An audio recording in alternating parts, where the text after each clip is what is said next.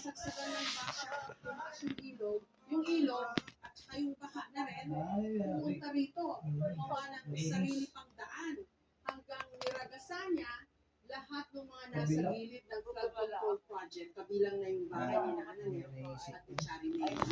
150 meters lang ang layo sa mga nasirang dike ng Pigsuotan Bridge. Taong 2020 pa raw ito dapat natapos. Ito, iwangwang, parang bungi. At dahil hindi raw natapos ang tuloy ang dalawang magkahiwalay na bahagi ng flood control project, hindi napagtugtog. Kaya nagkaroon tuloy ng kuwan kung saan pumasok ang baha, sira sa mga bahay. Hindi ko nga ako kinausap yung mga engineer na taga-DPWH. Kumukuha ang dibuko eh. Nakagalit ko ako.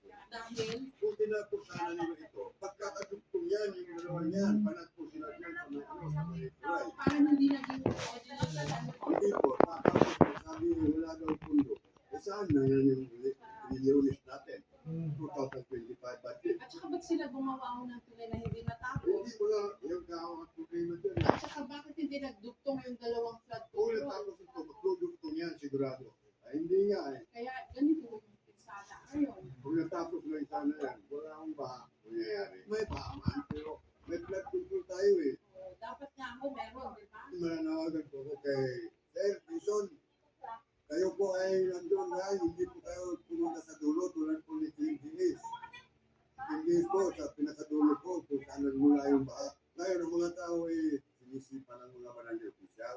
Dahil yung mga bahay na yun dyan, nakahili ang bahay, Tingis po yan. Kaya lang, nagbahay sila dyan dahil may flood control tayo. Maasa sila hindi na sila mararating yung ano, kahit na may danger zone. Pero umasa sila dahil mayroon po tayong project na flood control. Ang instruction ko, kailangan gawa ng paraan ng kahit temporary mo.